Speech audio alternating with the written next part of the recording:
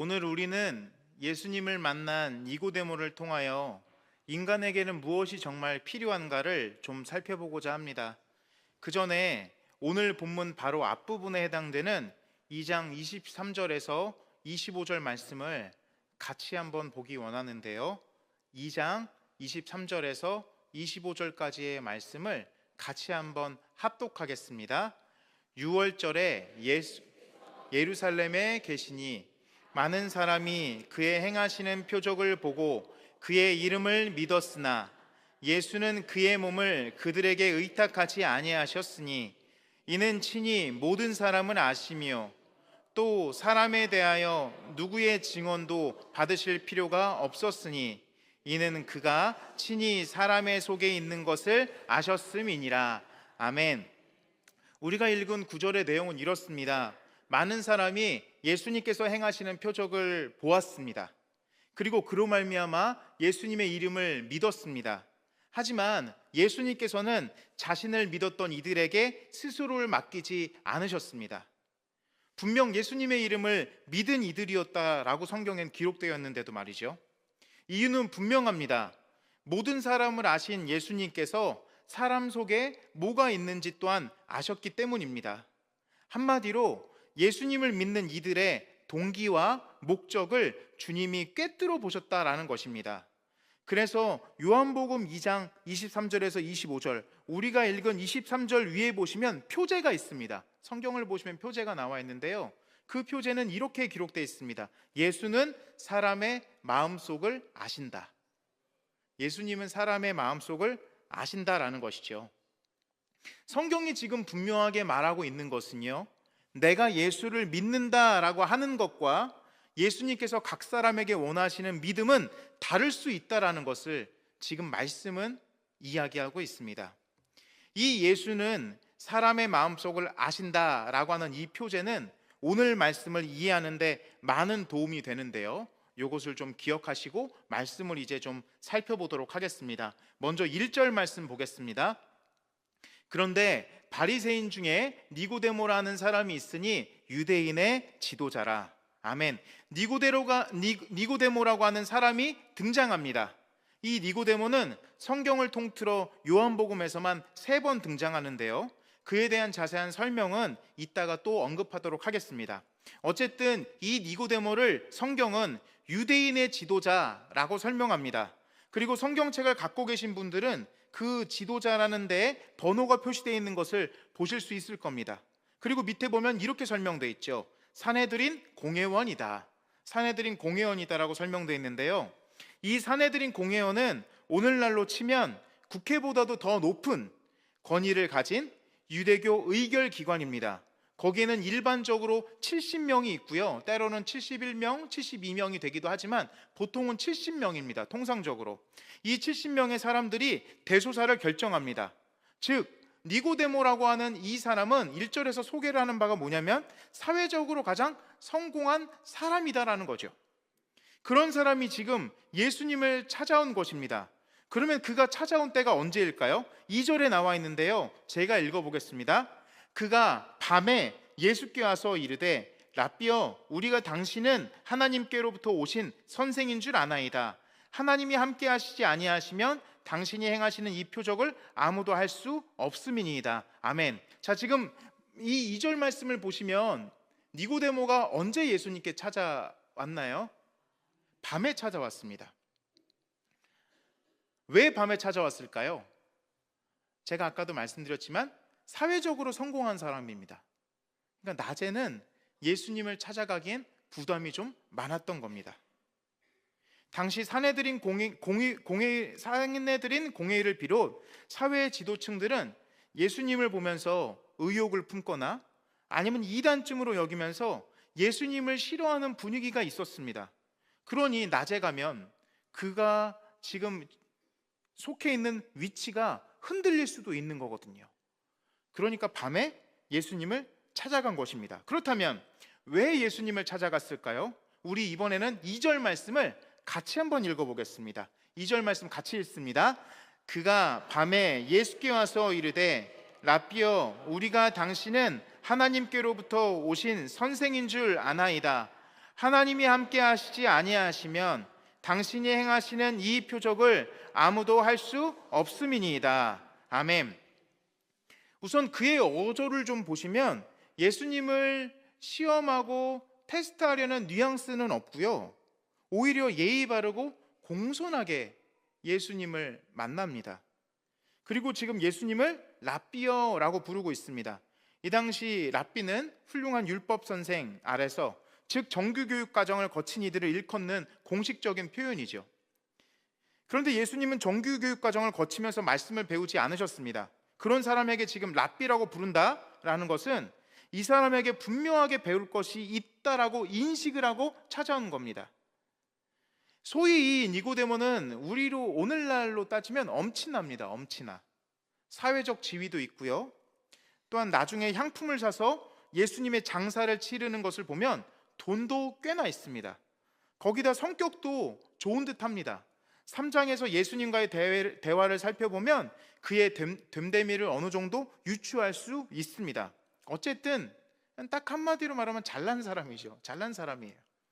그런 그가 예수님을 찾아왔습니다. 예수님께서 표적을 행하신 것을 봤는지 아니면 들었는지 정확히 알 수는 없지만 그는 그런 예수님께 분명히 배울 것이 있겠다 하고 온 것입니다. 그런데요, 나름 젠틀하게 예수님께 배움을 얻으려 왔는데 이어지는 예수님의 대답은 어떻게 보느냐에 따라서, 어떤 관점으로 보느냐에 따라서 좀 퉁명스럽게 느껴지기도 합니다. 우리 3절 말씀 같이 한번 읽겠습니다. 시작. 예수께서 대답하여 이르시되 진실로 진실로 내게 이르노니 사람이 거듭나지 아니하면 하나님의 나라를 볼 수 없느니라. 아멘. 예수님께서 왜 이렇게 말씀하셨을까요? 니고데모라고 하는 사람이 좀 잘나서, 좀 세민하셔서 이렇게 말씀하셨을까요? 아닙니다. 아까 우리가 맨 처음에 살펴본 말씀 기억나시죠? 2장 23절에서 25절 그 표제가 혹시 기억하셔요? 예수는 사람의 마음속을 아신다. 그러니까 예수님께서 지금 3절로 어떻게 보면 퉁명스럽게 느껴질 정도로 이렇게 말씀하시는 것은 무엇이냐? 니고데모가 왜 왔는지를 꿰뚫어 보신 거예요. 니고데모의 속을 아셨다라는 거죠. 3절 말씀, 우리가 지금 같이 읽은 이 3절 말씀에 예수님의 대답을 근거로 니고데모라고 하는 사람을 생각해 보면 이렇습니다. 그는 생각했을 것입니다. 자기 자신은 분명히 하나님 나라의 백성이라고 생각했을 거고요, 그리고 사내들인 공회의 기본적인 성격은 유대교 최고 종교기관입니다. 그곳의 공회원이고, 또한 예수님과의 대화를 통해서 느껴지는 그런 어떤 친절함, 그러니까 이런 것을 보면 아마 스스로는 이런 내가 하나님의 백성이 아니면 누가 하나님의 백성인데? 라는 자부심이 있었을 겁니다. 그런 그가 예수님을 찾아온 것은 아마도 내가 여기서 뭔가를 더 겸비한다면, 어쩌면 이 표적을 행한 예수라고 하는 사람을 통해서 무언가를 더 배워서 무언가를 더 겸비하게 되면 내가 조금 더 나은 사람이 될 수 있겠다, 조금 더 좋은 사람이 될 수 있겠다라는 생각이 있었을 겁니다. 그래서 이런 질문은 성경의 다른 곳에서도 꽤나 찾아볼 수 있습니다. 예를 들면요, 마태복음 19장 16절에 어떤 사람이 예수님께 와서 묻습니다. 어떤 사람이 주께 와서 이르되 선생님이여 내가 무슨 선한 일을 하여야 영생을 얻으리이까? 그러니까 이 말은 무엇입니까? 뭔가를 좀 더 겸비하면 더 좋은 하나님의 사람이 될 수 있겠지에 접근을 한 것이고요, 결국은 그것에 대해서 예수님은 뭐라고 말씀하시느냐? 진실로 진실로 너에게 이르노니 사람이 거듭나지 아니하면 하나님의 나라를 볼 수 없느니라. 주님은 이렇게 말씀하고 계십니다. 지금 니고데모는 예수께 묻고 있습니다. 제가 이 땅을 살아가는 데 있어서 윤리적으로 어떤 것들을 더 갖추면 되겠습니까? 이에 대해서 주님은 뭐라고 말씀하시느냐? 너가 거듭나지 않는다면 너는 결코 하나님의 나라를 볼 수 없다라고 지금 말씀하고 계시는 겁니다. 거듭난다라는 게 뭘까요? 거듭난다, 다시 태어난다라는 것이죠. 우리는 이런 표현을 심심치 않게 씁니다. 인터넷 뉴스에서 거듭나라고만 해도, 검색만 해도 몇 개가 나옵니다. 제가 한번 이걸 쳐봤는데요, 거듭나라고 치니까 몇 개가 좀 나왔어요. 우선 2009년에 있었던 뉴스 기사, 원기 회복에 좋은 낙지와 닭이 만나 낙지 닭백숙으로 거듭났다. 둘이 합쳐져서 다시 좋은 보양식이 됐다라는 거죠. 그리고 어제자 뉴스에서는 합천 있잖아요. 행운을 전하는 반려식물로 거듭나 이렇게 돼 있어요. 그러니까 이들이 지금 거듭난다라는 말을 쓰는 이유는 아마도 과거를 답습하지 않겠다, 혹은 새롭게 시작하겠다, 뭐 황골탈퇴의 의미가 있겠죠. 그런데요, 오늘 본문에서 사용된 이 거듭나다라고 하는 이 단어에서 나다는요, 나다, 그러니까 거듭은 다시죠. 다시 나다, 태어나다라고 하는 이 나다는요, 동사 형태를 우리가 좀 주목해 볼 필요가 있는데 수동태입니다. 그러니까 이 다시 태어난다라는 것은 내가 할 수 있는 것이 아니라 누군가에 의해서만 다시 태어날 수 있다라는 거예요.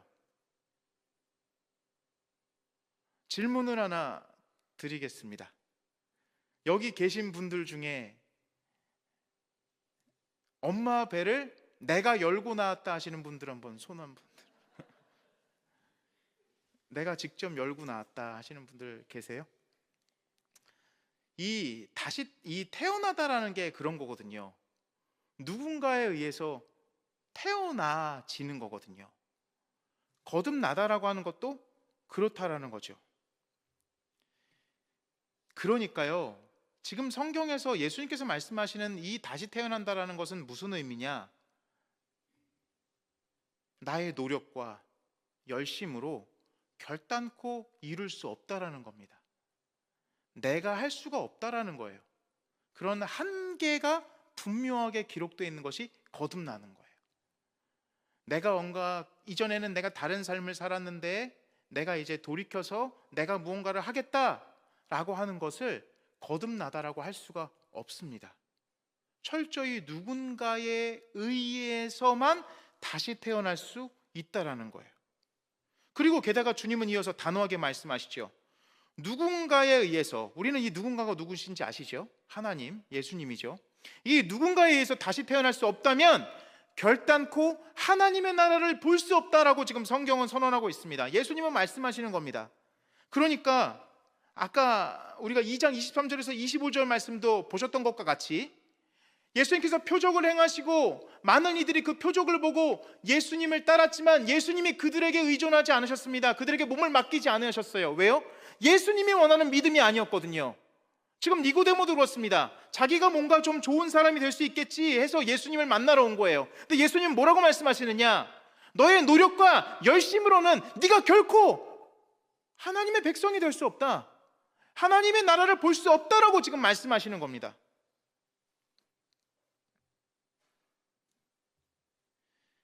이 말은요, 한 문장으로 정리하면 이렇게 정리할 수 있습니다. 니고데모, 너는 너 스스로 결단코 좋은 사람이 될 수 없다. 그럼 뭐예요? 너에게는 은혜가 있어야 된다는 거예요. 다른 말로는 너에게는 구원이 필요하다라는 겁니다. 그래서 우리가 이따 읽을 그 14절, 15절, 16절 우리가 너무나 잘 아는 그 말씀에서 예수 그리스도로 말미암아 구원을 얻는, 믿음으로 말미암아 구원을 얻는 것에 대해서 일컫는 것이 그것입니다. 하나님의 은혜가 없다면 하나님의 나라를 볼 수 없는 거예요. 내가 아무리 열심히 성경을 읽고 열심히 기도한다 해도 볼 수 없다라고 하는 한계를 분명하게 이야기를 합니다. 그러니까요, 다시 말씀드리면 처음부터 끝까지 하나님의 은혜로 말미암아 변화되지 않으면 안 된다라는 것이죠. 그리고 하나님의 은혜로 말미암아 변화되는 것이 거듭난다라는 거예요. 이것이 성경의 선언입니다. 성도 여러분, 이 부분을 우리는 깊이 묵상하고 생각해야 됩니다. 왜일까요? 우리의 모습이, 우리의 신앙생활이 어쩜 이 니고데모와 비슷할 수 있기 때문입니다. 교회를 다니는 대개의 사람들은 입으로 예수 그리스도를 주라고 고백하는 그리스도인일 거라고 생각합니다. 스스로 그리스도인이라고 생각하겠죠. 그런데요, 그 생각은 대개 이렇게 귀결될 수 있습니다. 나는 예수를 믿어. 그리고 나는 복음을 받아들였지. 나는 교회를 다니면서 예수께서 우리를 위해 하신 일들에 공감해. 단지 내 생각에는 내가 신앙인들로서 좀 더 발전하는 것만 있으면 돼. 예를 들면 소위 성경을 읽든지 쓰든지 아니면 기도 생활을 게을리하지 않고 예배에 잘 나올 수 있으면 더할 나위 없는 최고의 신앙인이지 않을까라는 것이 이런 것이죠. 즉 내가 신앙인으로서 어떻게 잘 살아야 하는지에 대한 여러 가지 윤리적인 부분이 강화된다면 더 괜찮은 신앙인이 될 거라고 생각하실지도 모르겠습니다. 그러나 여러분, 지난 한 주의 삶을 떠올려 보실 때 지난 한 주를 잘 살았고 못 살았고에 대한 근거를 어디서 찾으십니까? 내가 얼마나 실천했고 못했고로 판단하지는 않으십니까? 예를 들어 우리가 지난 한 주 열심히 노력했습니다. 그래서 그 결과 하나님의 말씀도 읽었고요, 기도도 했어요. 하나님의 말씀도 매일 읽고 새벽 예배도 빠지지 않고 드리고 공예배 빠지지 않았을 뿐더러 기도 다 했다고 가정하겠습니다. 그러면 내 마음에 어떤 생각이 솔직히 자리 잡을까요? 아, 지난 한 주는 성공한 신앙인의 삶이었어.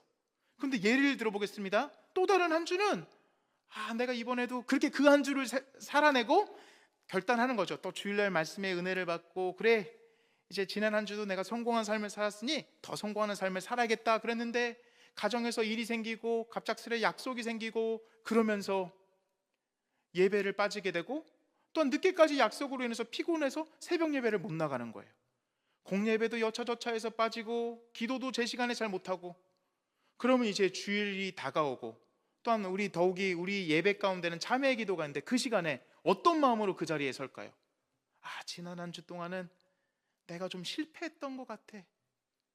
기도도 잘하지 못했고 예배도 잘 드리지 못했고, 이렇게 판단하고 생각하진 않으십니까? 성경은 지금 이것에 대해서 꼬집고 있는 겁니다. 이렇게 판단하고 살아가는 자가 니고데모라고 지금 꼬집고 있는 거예요. 완벽하게 하나님의 말씀을 이행할 수 없다고 단정 지으며 그저 좋은 말씀을 들으면서 하나씩 개선해 나가면 더할 나위 없이 좋겠지라고 생각하는 것은 본문의 니고데모와 같은 것입니다. 이것은 비단 여기 나와 있는 성도님들에게만 해당되는 것이 아닙니다. 저 또한 지난 시간을 돌아보면요, 그렇게 생각하는 경우가 정말 많았습니다. 때로는 남들이 불러주는 목사님 이러면서 막 하는 말에 이게 그저 호칭인데도 말이죠, 감상에 막 젖어요. 내 스스로 막 난 좋은 성도야 스스로 막 도취하면서 그저 여기서 조금 더 성실하게 이 성도님들의 필요를 채워주면서 성실하게, 그리고 여기에서 조금 더 내가 실력을 갖추면 설교를 더 잘한다든지 뭐를 더 이렇게 갖추면 난 더할 나위 없는 좋은 하나님의 종이야 라고 자부할 때가 정말, 솔직히 대부분입니다. 그런 저도 굉장히 좋게 포장되어 있지만 실상은 니고데모인 거죠. 니고데모의 얘기를 짧게 정리하면 이렇습니다. 자기가 지금까지 쌓아올린 성취와 선행으로부터 어느 정도 만족했습니다. 그리고 더 만족하기 위해서 자신의 선행과 성취를 더 쌓아올리려고 하는 것입니다. 그러면 난 더 훌륭한 신앙인이 되겠지 하고 말입니다. 근데 한번 생각해 보겠습니다. 우리는 주일에 교회에 갑니다. 뿐만 아니라 주중에도 하나님의 말씀대로 살려고 합니다. 그리고 하나님이 나를 구원하셨다라는 것도 받아들입니다. 그런데요 사랑하는 성도 여러분, 그렇다면 실제로 하나님이 베풀어 주시는 구원에 대해서 얼마나 바라고 소망하십니까?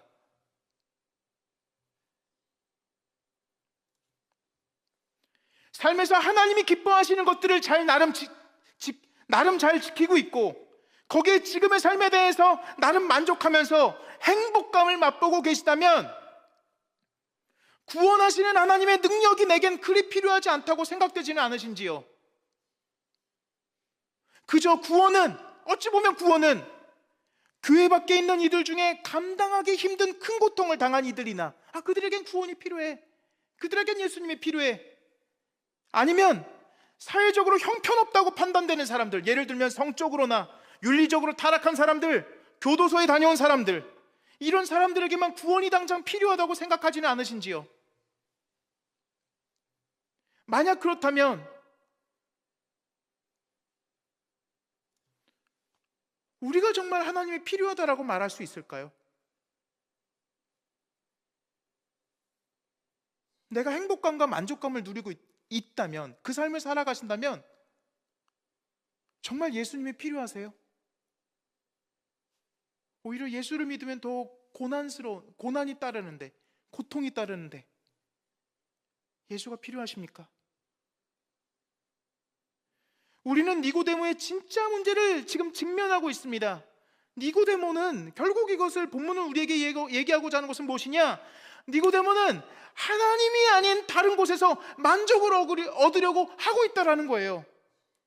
그리고 어쩌면 예수를 믿는다고 하는 우리도 그러는지 모르겠습니다. 이런 니고데모에게 예수님께서는 구원을 선포하시는데요, 우리 요한복음 3장 16절에서 18절을 같이 읽겠습니다. 요한복음 3장 16절에서 18절 말씀입니다. 같이 읽습니다. 시작. 하나님이 세상을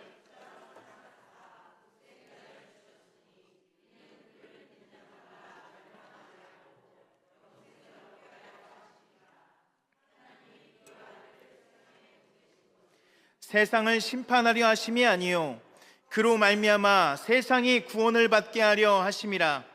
그를 믿는 자는 심판을 받지 아니하는 것이요 믿지 아니하는 자는 하나님의 독생자의 이름을 믿지 아니하므로 벌써 심판을 받은 것이니라. 아멘. 이 말씀은 이렇게 정리할 수 있습니다. 너는 너 스스로 영생을 가질 수 없다. 결단코 스스로 영생을 취할 수 없다. 영생은 얻어야 하는 것이다. 니고데모, 너가 나에게 다가와 나를 믿는다면 너는 멸망하지 않고 영생을 얻는다 라는 말씀입니다.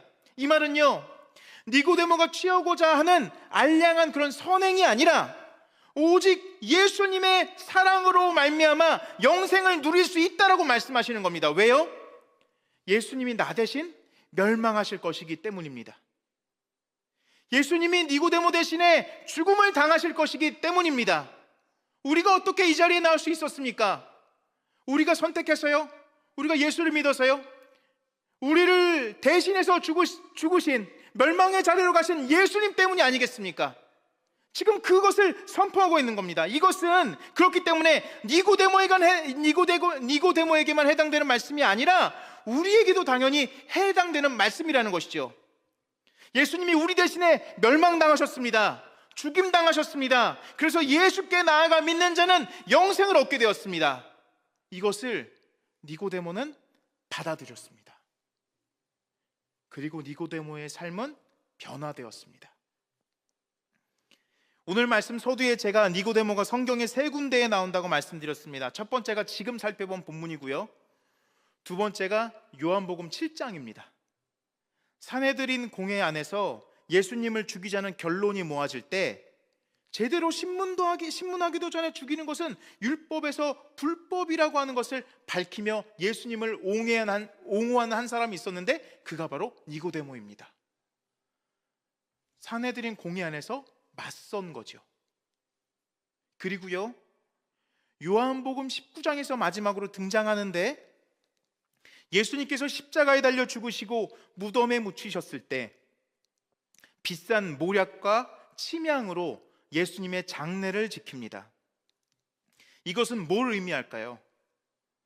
이제는 더 이상 자신의 사회적 지위나 성취는 중요하지 않게 되었다는 것을 말합니다. 왜요?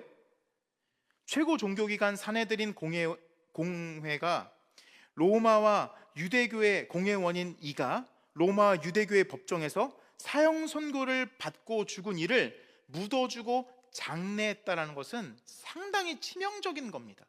그의 입지에 있어서 말이죠. 특히나 당시에 시신을 처리하는 것은 남자가 하는 일이 아니라 하층민의, 그것도 여자 중에서도 하층민의 여자가 하는 일이었습니다.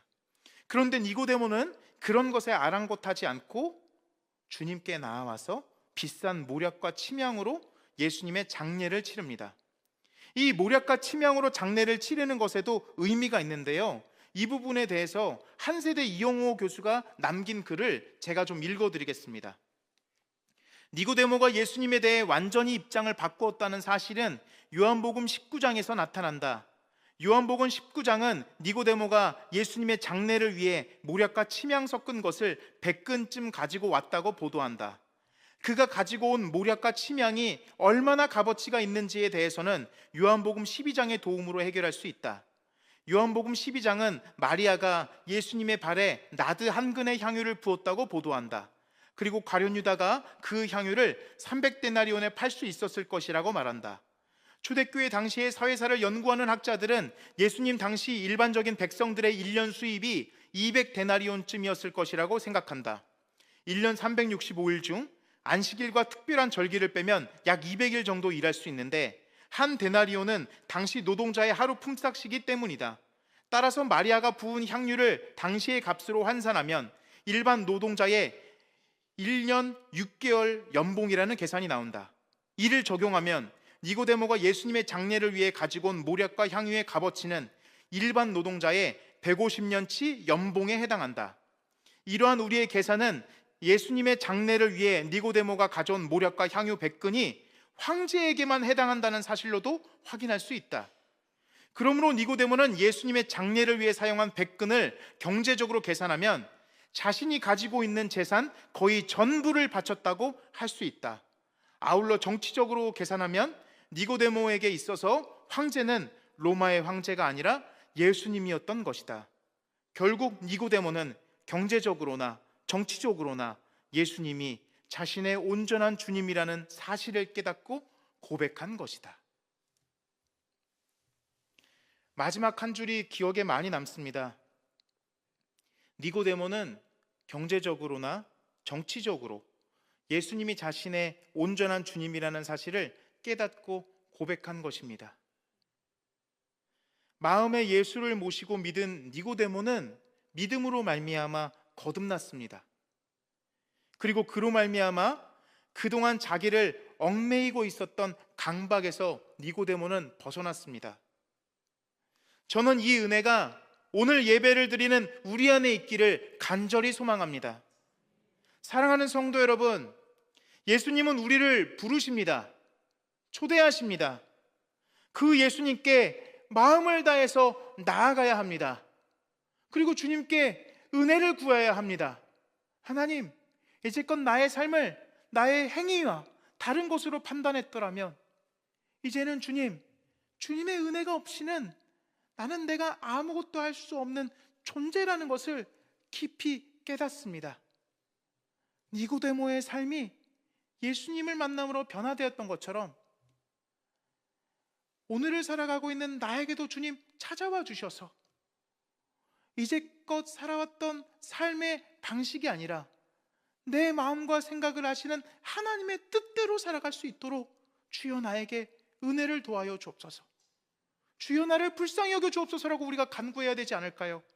그렇게 해서 우리가 주님의 은혜로 말미암아 거듭난다면 비록 우리가 눈에 보여지는 것이 없다 할지라도 하나님께서 우리를 날마다 주님께서 측량할 수 없는 은혜로 우리를 덮어주시고 그 은혜로 말미암아 우리로 하여금 니고데모와 또 다른 하나님의 사람으로서 살아내게 하실 줄 믿습니다. 우리가 해야 될 것은 이것이라는 거죠. 주님의 은혜를 구해야 합니다. 내가 내 스스로 무언가를 하겠다라고 그것으로 자화자찬하는 것에 멈추는 신앙이 아니라 날마다 하나님의 도우심을 구해야 합니다. 날마다 주님이 내 안에서 주인 되심을 구해야 한다는 거죠. 그런 것을 구할 때 때로는 우리가 성경을 읽으면서 어떻게 이들은 이렇게 할 수 있을까라고 하는 일들을 주님이 감당케 하신다라는 거죠. 왜요? 더 이상 내 안에는 내가 사는 것이 아니라 주가 사시는 것이기 때문입니다. 그 놀라운 은혜를 누리시는 귀하고 복된 하나님의 사람들 되시기를 주님의 이름으로 축원드립니다.